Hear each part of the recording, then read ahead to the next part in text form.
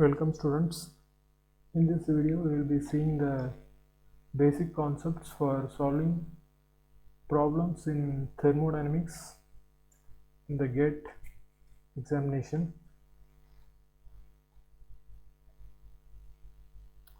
So first we will see the unit conversion. 1 bar is equal to 10 power 5 Newton per meter square. And second, 1 Pascal is equal to 1 Newton per meter square. So this all are the units of pressure. 1 megapascal is equal to 10 power 6 Pascal. 1 kilopascal, kilo in the sense 10 power 3. So 1 kilopascal is equal to 10 power 3 Pascal. 1 torr is equal to 1 mm of Hg, or it can be said as 133.3 Newton per meter square. So this is the unit of work or energy. 1 joule is equal to 1 Newton meter. We know that work done is equal to the product of force and displacement. The unit of force is Newton and the unit of distance is meter. So you can say the unit of work is Newton meter, or in SI unit you can say it as joule. So 1 joule is equal to 1 Newton meter and 1 Newton meter per second. So this is the unit of power. 1 Newton meter per second, or you can say it as 1 joule per second or 1 watt. Then 1 kilowatt is equal to 1000 watts. This is the specific heat capacity of the various substances. Cp of ice is equal to 2093 joule per kg Kelvin. If it is not given in the problem, you can take these values. Cp of water is equal to 4187 joule per kg Kelvin. Cp of steam is equal to 2260 joule per kg Kelvin. Cp of air is equal to 1005 joule per kg Kelvin, and Cv of air is equal to 718 joule per kg Kelvin. The adiabatic index gamma value is equal to 1.4 for air.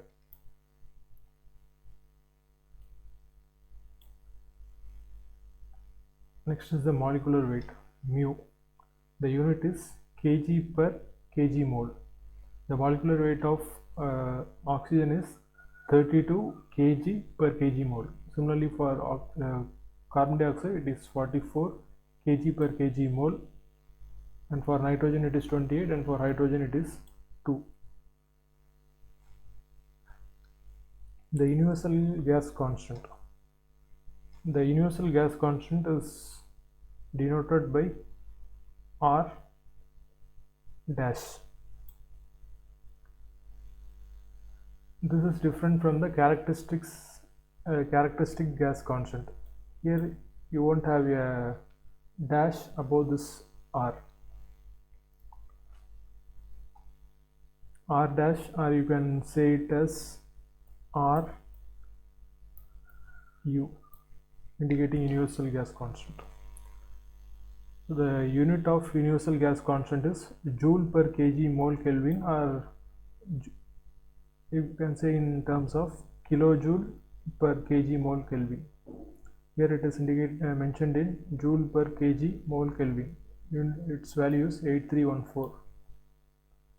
Next is the characteristic gas constant. The relation between the characteristic and the universal gas constant is R is equal to R dash by mu. Mu is the molecular weight. So this R value varies for different gases, but this R dash is a constant, universal constant. The R value for air is 287 joule per kg Kelvin, and the R value for water vapor is 461 joule per kg Kelvin. Next property is density. Density is given by mass by volume. Mass unit is kg and volume unit is meter cube. So you can say the unit of density is kg per meter cube, and density of water is 1000 kg per meter cube, and density of mercury is 13,600 kg per meter cube. The formula for pressure is rho g h.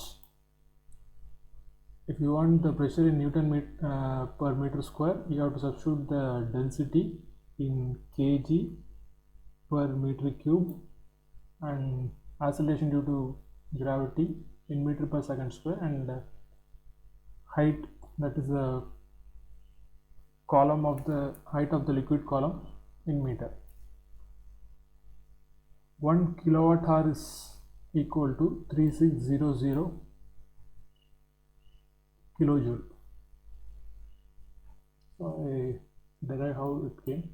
So 1 kilowatt hour is equal to 1 kilowatt is equal to kilojoule per second, and 1 hour is equal to 3600 second.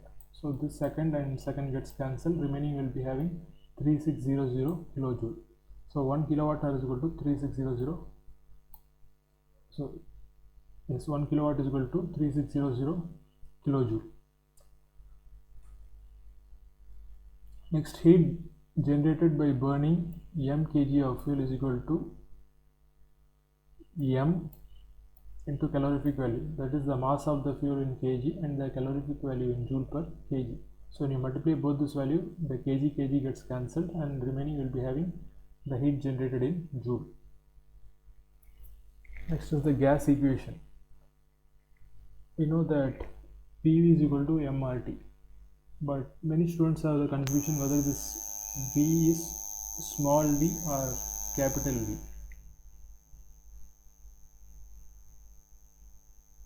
In this equation, P is the pressure in Newton per meter square and V is the total volume in meter cube, and M is the mass in kg, R is the characteristic gas constant in joule per kg Kelvin, and T is the temperature in Kelvin.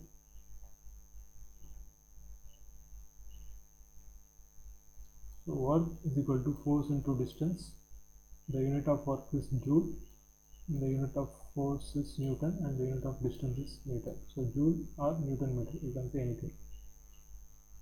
This characteristic gas constant R is the difference of Cp and Cv.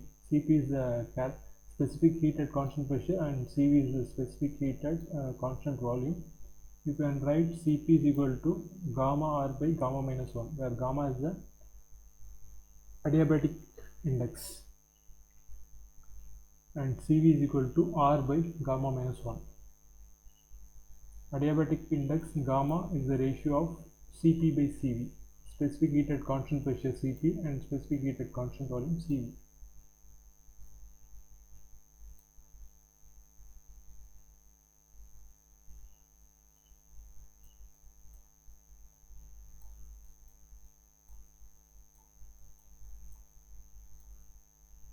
Suppose if a substance or a fluid undergoes a change in state from state point 1 to 2, you can take this x1 as pressure and x2 as volume. So the change in a property, you consider this x2, change in the property x2. So the change in the property is given by the final value minus the initial value. If you get confused x1, x2, you can take it as pressure and volume.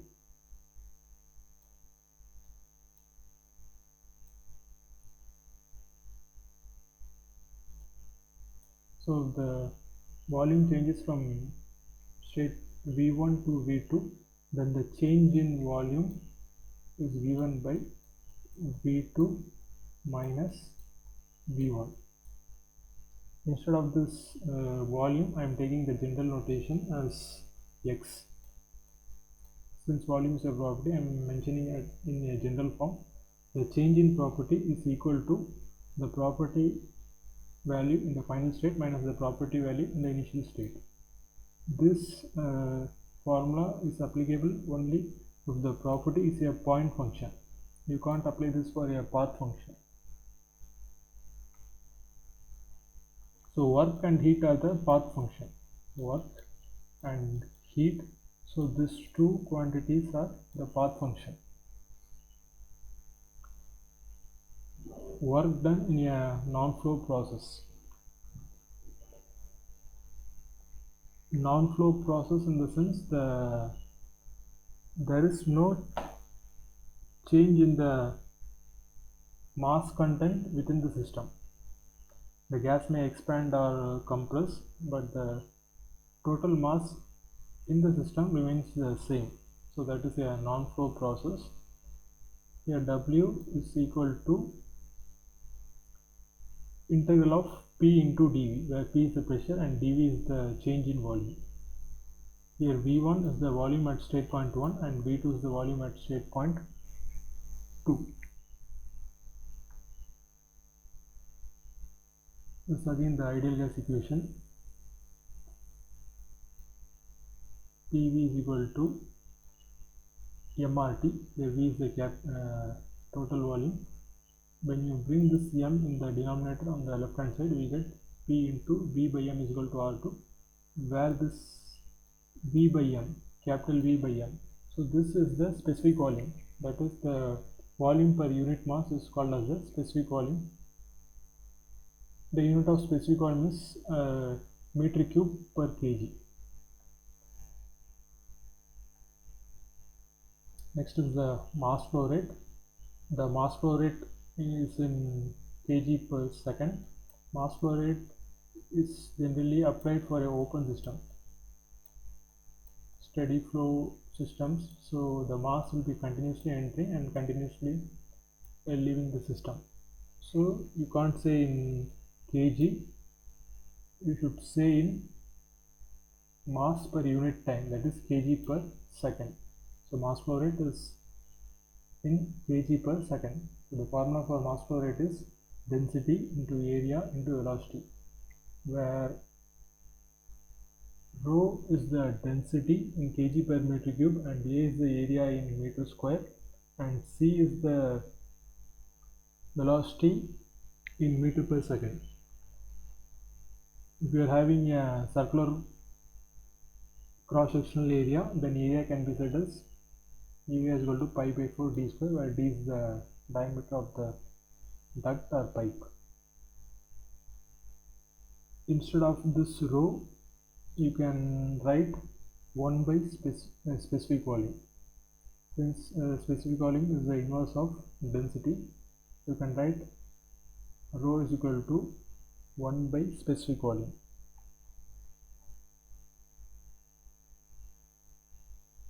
Next is the specific enthalpy. H is equal to U plus PV. H, the unit is in joule per kg, and internal energy, specific internal energy, the unit is in joule per kg. Pressure P in Newton per meter square and specific volume V in meter cube per kg. This is in terms of specific quantities, and this for total ones. I am writing in terms of capital notation, that is capital H is equal to capital U plus P into V. Here the unit of capital H is joule, and for the internal energy it is joule, and for volume it is meter cube.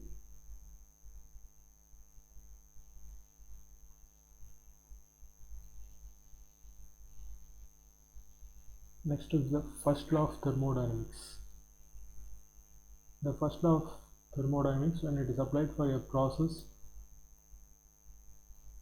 1 to 2, from state point 1 to 2,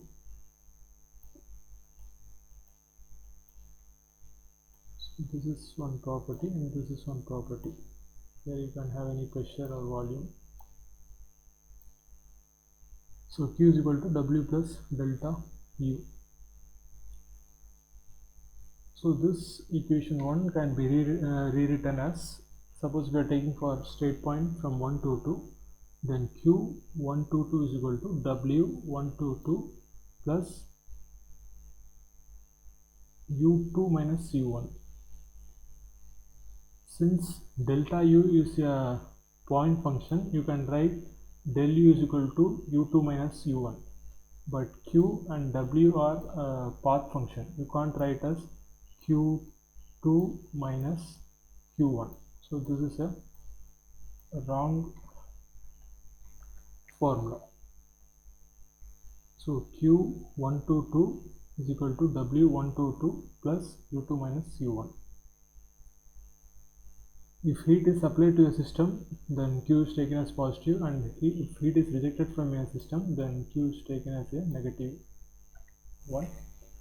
Similarly, work produced by a system is taken as a positive quantity, and work input to a system is taken as a negative quantity.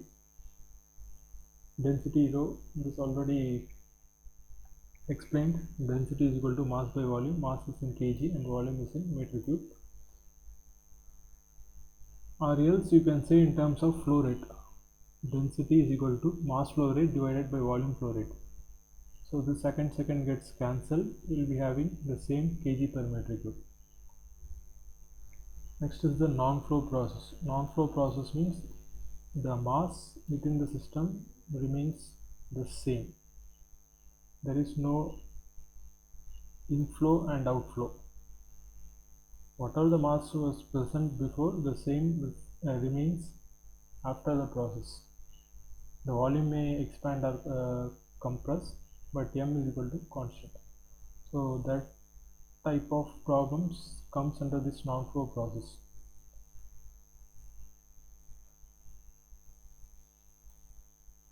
In the non-flow process, you can have many categories. Either it can be a constant pressure or constant volume or constant temperature, a reversible adiabatic or polytropic process.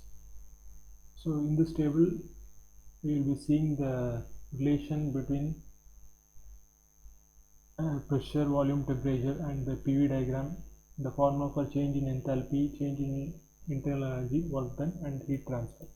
So first, for a constant pressure or isobaric process, when you heat a fluid, the volume increases but the pressure remains constant. Since it is a constant pressure process, the volume changes from 1 to 2 and the pressure remains constant. So you are indicating by a horizontal line. Similarly, for a cooling process, the volume decreases. So I am putting in a left side arrow, left side direction. For a constant pressure process, P1 pressure remains constant, so P1 is equal to P2, and the relation between volume and temperature is given as P1 by T1 is equal to V2 by T2. This equation you can derive from the ideal gas equation. PV is equal to mRT. Here mass is constant and R is constant. The remaining will be having PV by T is a constant. I can say P1 V1 by T1 is equal to P2 V2 by T2. Since pressure is constant, you can say V1 by T1 is equal to V2 by T2. Your temperature should be substituted in Kelvin. Next, change in enthalpy is given by mCp T2 minus T1. If you are asked to find the specific enthalpy, you have to divide by m. Delta capital H divided by m, so that is Cp into T2 minus T1. Similarly, you can write for the change in internal energy. Change in internal energy is equal to mCv T2 minus T1, and work done is given by P into V2 minus V1. The general formula is P dV. Integral of P dV. Here pressure remains constant, only the volume changes, so V2 minus V1. And the heat transfer in a isobaric process is given by mCp T2 minus T1. Next, for a constant volume process, since the volume remains constant, I am putting a vertical line. If it is a heating process, the pressure increases, so the process proceeds in the upward direction, and if it is a cooling process, it proceeds in the downward direction.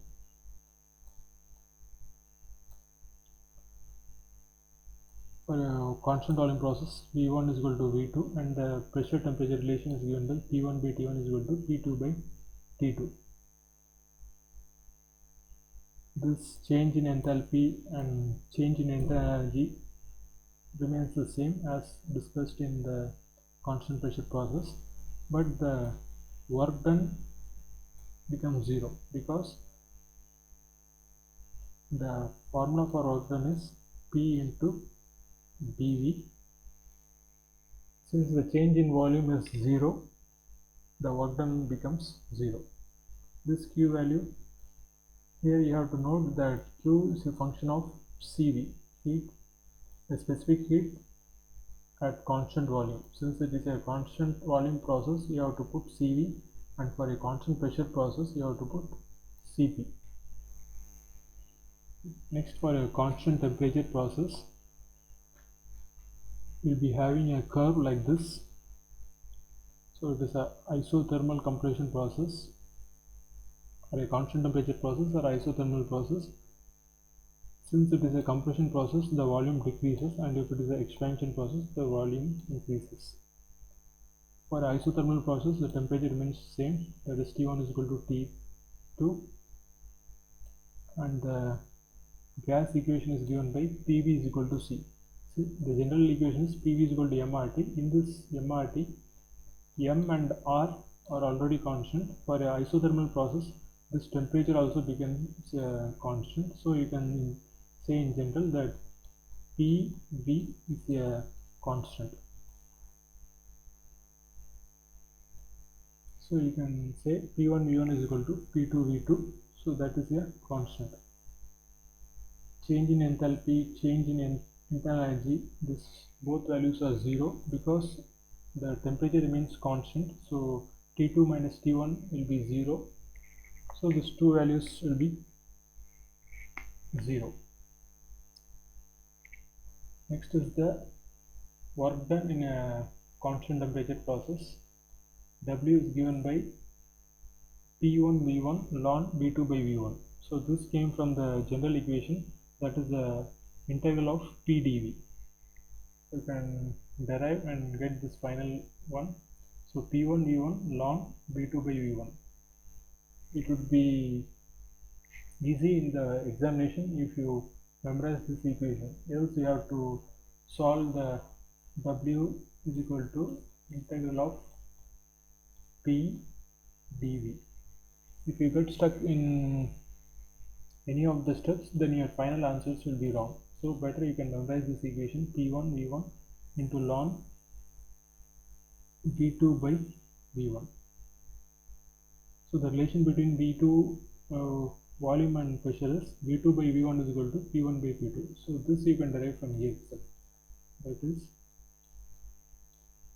P1 V1 is equal to P2 V2.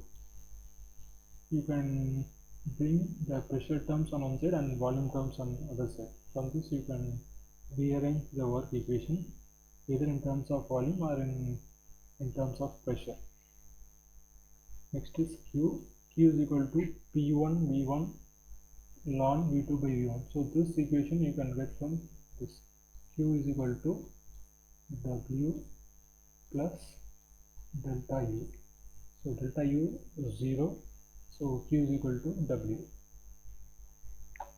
Similarly, for a reversible adiabatic process, the diagram more or less remains the same. For a compression process, the volume decreases, and for an expansion process, the volume increases. But the gas equation is of the form PV power gamma. For an adiabatic process, the equation is PV power gamma is equal to C. If you apply to state point 1, you can say P1 V1 power gamma is equal to C. If you apply for state point 2, you can say P2 V2 power gamma is equal to C. So from this you can derive the relation between pressure, volume and temperature. So P2 by P1 is equal to V1 by V2 is equal to T2 by T1.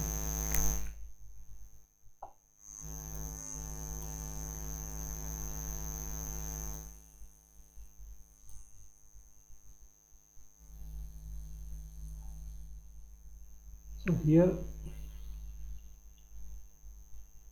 pressure P2 by P1, volume V1 by V2. So either you can derive this formula, you can memorize it. See the second state, first write in terms of first pressure ratio, volume ratio and temperature ratio. Pressure, volume and temperature. See, this will be the notation will be of like this, 2 2 2. So here 2 and here 2. First write pressure, volume and temperature terms. Next write like a diagonal form, here 2 and here 2. Next the remaining fill in terms of 1 1 1. In the power of volume write as gamma, and in the power of the temperature terms you write gamma by gamma minus 1. So this formula remains the same as in the case of a constant pressure process, and the internal energy also remains the same, but this work done and Q value changes. If you derive the formula, W is equal to integral of P dV. When you derive this, you will be getting P1 V1 minus P2 V2 divided by gamma minus 1. If you write PV in terms of MRT, you will be getting MR T1 minus T2 divided by gamma minus 1. Since it is an adiabatic process, the Q value is 0. For a polytropic process, the equation is PV power N is equal to C. Since it is a compression process, the volume decreases and the pressure increases, and for an expansion process, the volume increases and the pressure decreases. So if you apply the equation for state point 1 and 2, you will be getting P1 V1 power N is equal to P2 V2 power N. The relation between P, B and T at state points 1 and 2 can be derived like this, same as you discussed in the adiabatic process. Instead of gamma, you are putting only N. The change in enthalpy, the change in internal energy remains the same, and the work done process, instead of gamma you are putting N. In the adiabatic process you will be putting gamma, but in a polytropic process, instead of gamma you will be putting N. Since it is an adiabatic polytropic process, you will be having some value for Q. So this you can derive from this equation. Q is equal to W plus delta U. You know what is the value for W and what is the value for delta U. So when you add these values, you will be getting gamma minus 1 divided by 1 minus N into MCV T2 minus T1, or gamma minus 1 divided by 1 minus N into W.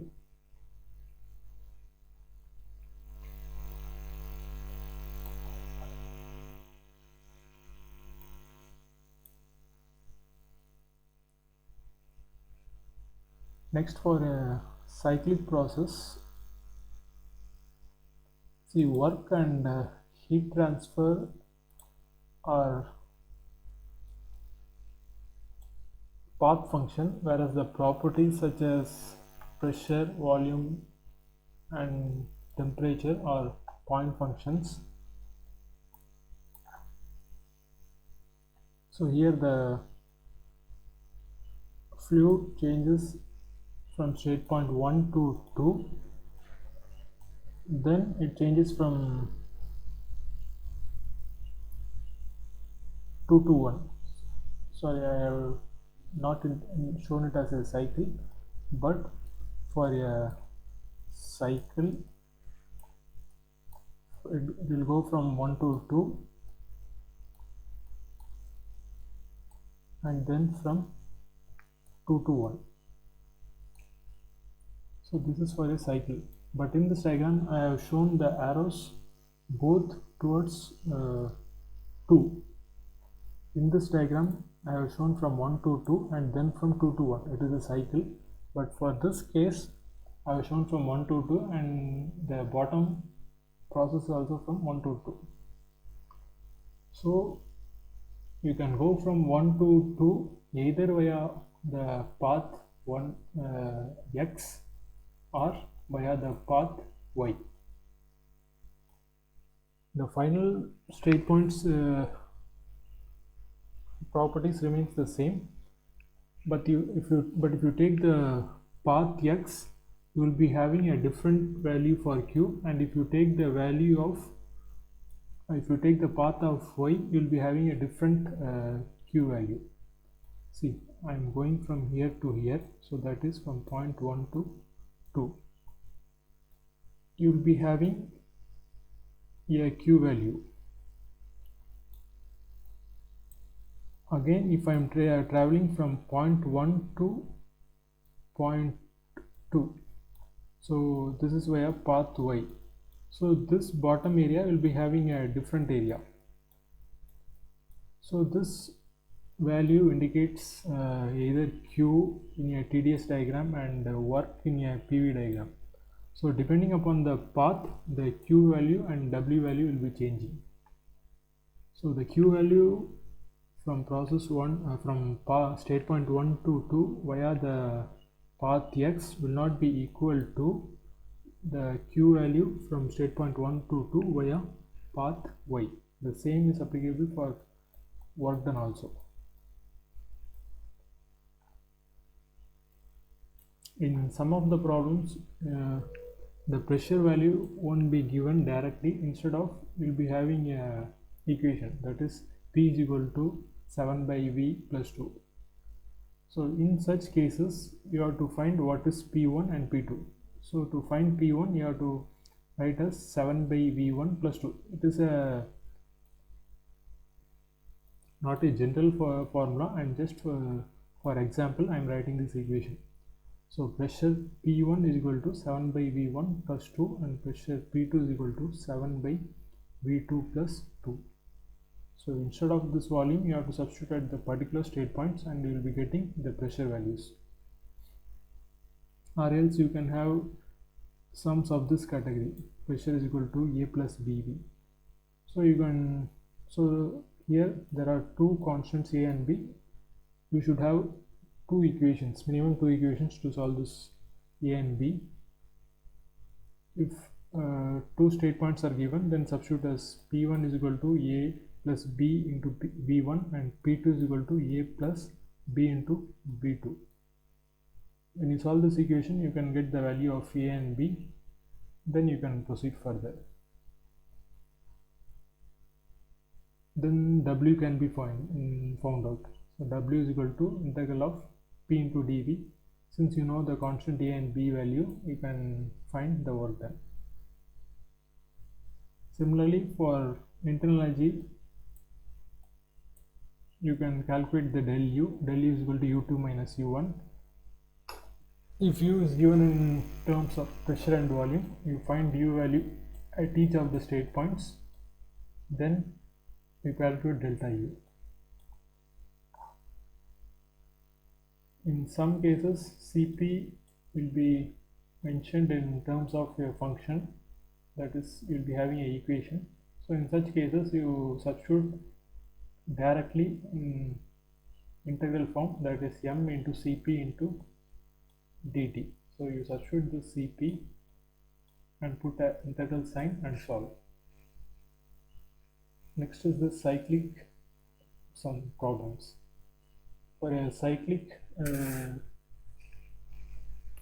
process, the cyclic integral of dq is equal to the cyclic integral of dw. The unit should be same. If you are putting in joule, the work unit should also be in joule. If you are putting in joule per second, the W value should be also in joule per second. Kindly ensure that both are in same units.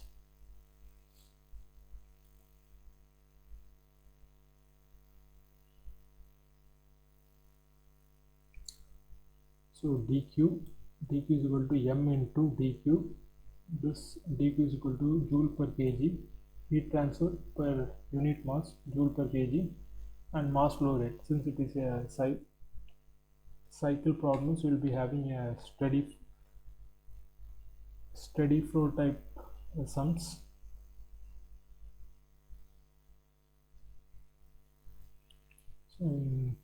mass flow rate is in kg per second. So this kg gets cancelled, remaining will be having joule per second. It is not necessary that only you can have a steady flow problems. You can also have a non-flow process in a cycle problems.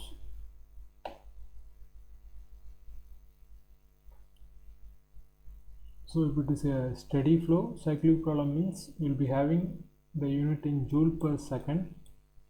If you are having a cyclic problem with respect to non-flow process, then you will be having only the joule. The unit will be joule. So instead of this kg per second, you will be substituting only kg for a non-flow process.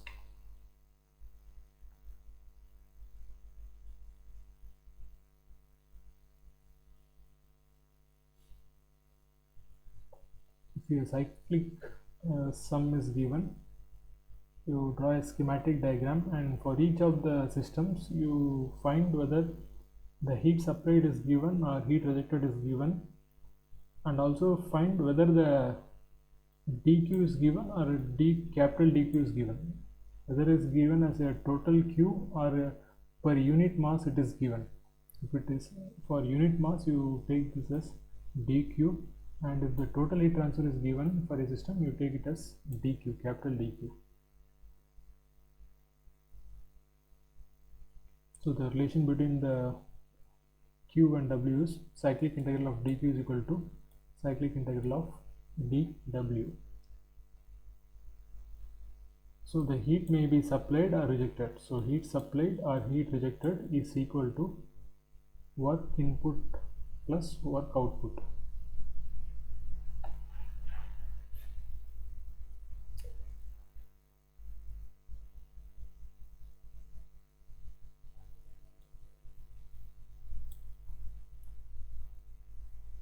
So if there are three process 1 to 2, 2 to 3 and 3 to 1, then you can write it as process 1 to 2 plus 2 to 3 plus 3 to 1. So the heat transfer in the process from 1 to 2, 2 to 3 and 3 to 1 is kept in one side, left hand side, and in the other right hand side the work done, that is from 1 to 2, 2 to 3 and 3 to 1. So this is kept on the right hand side. So this is for problems in cycles.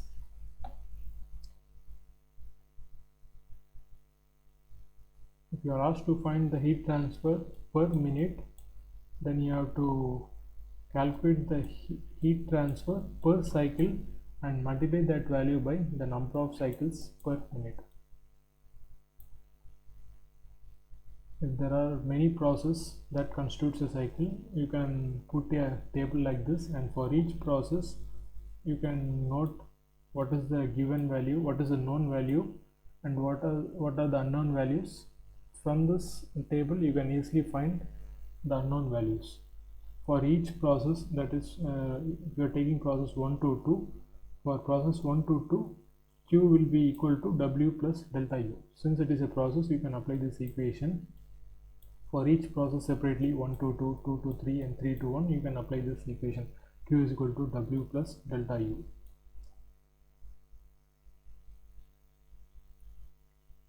This internal energy is a property. Always the cyclic integral of a property is 0. That is not the case of the work done and heat transfer, but for a point function the cyclic integral value is 0.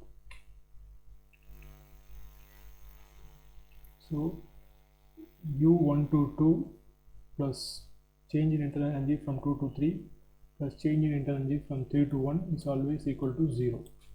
So when you split this equation and write, you will understand. So u1 to 2 is equal to u2 minus u1. Similarly, u delta u 2 to 3 is given by u3 minus u2 and similarly u321 is given by u1 minus u3. So when you add all this, you will be having 0. That's why that is indicated as 0. But for a process, you can't say it as a 0. Only for a cycle, you can say it as 0. The total change in a property in a cycle is 0. But for a process, you'll be having some value. That is the final value minus the initial value. Property value at the final state point minus the property value at the initial state point.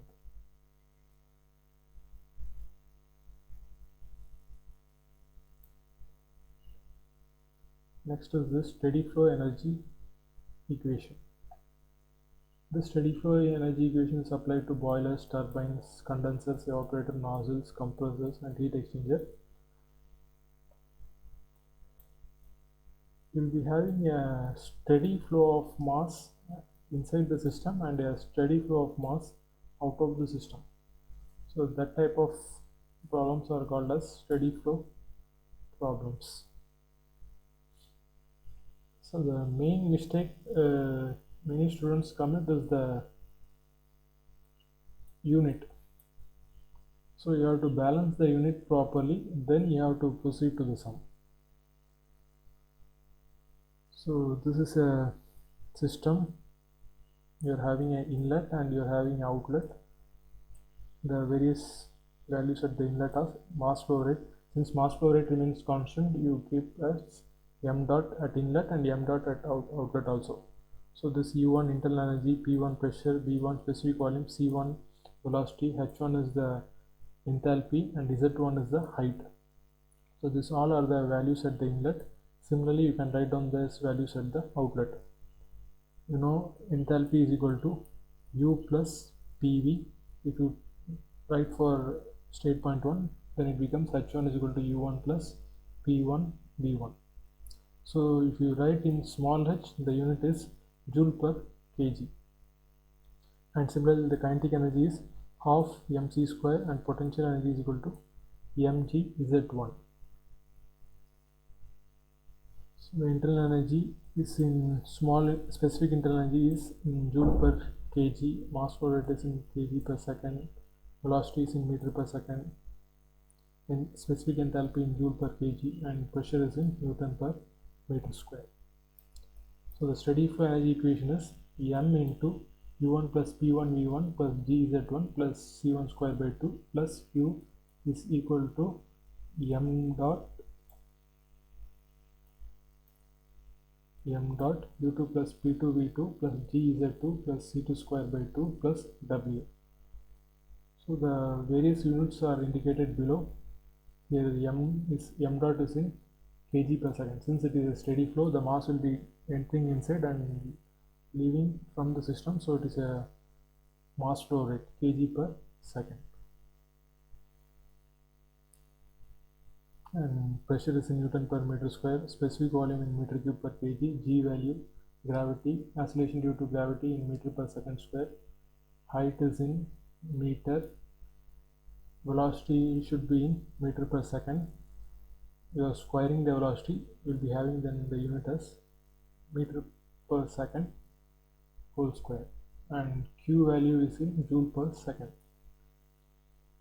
If you are applying this for a boiler, then for a boiler, heat is supplied, water will be entering the system, and steam will be generated. So you can have an energy balance equation, that is energy input to the system is equal to energy output. So what is the input? So some amount of energy with the water will be going, so that is m dot into h1 plus heat is applied to the system. So m dot h1 plus qs is equal to m dot into h2.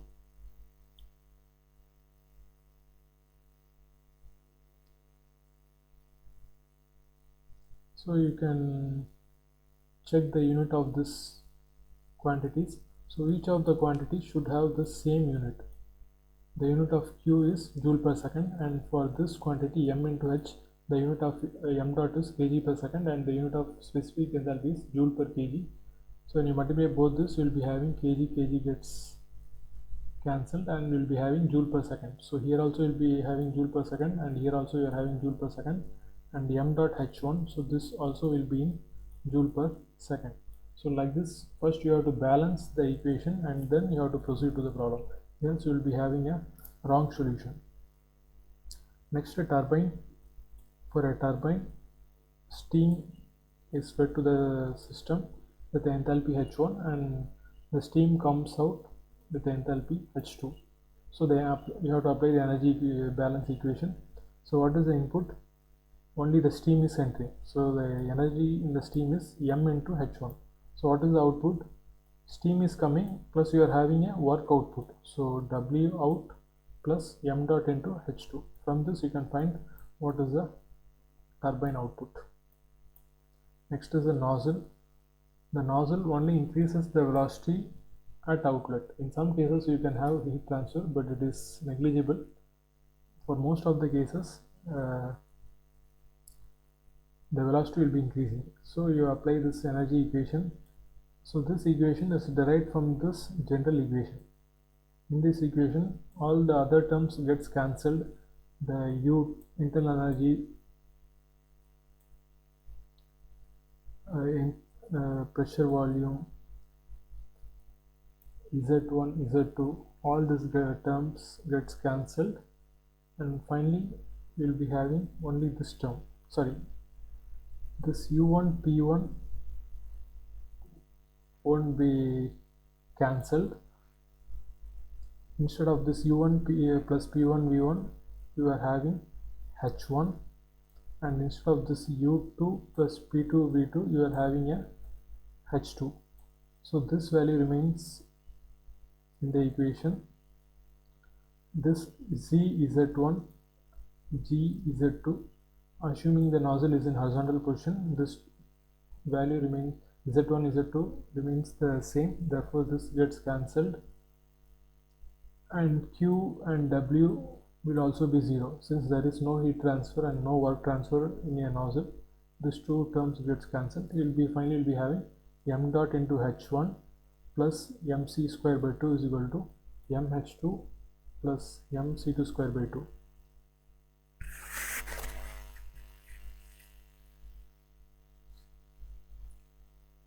Similarly, for a compressor, this compressor is just the opposite of a turbine. In a turbine you are having a work output, but in the case of a compressor you are having a work input.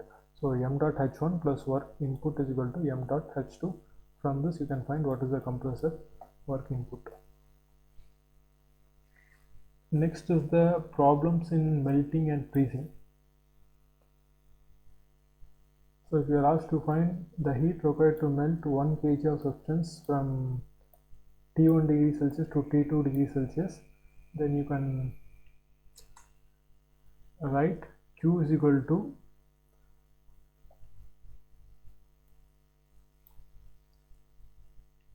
you are having a, first draw the TH diagram. You are having a substance solid at T1 degree Celsius from T1 to T2. So this temperature, for this change in temperature, what is the heat transfer you are asked to find?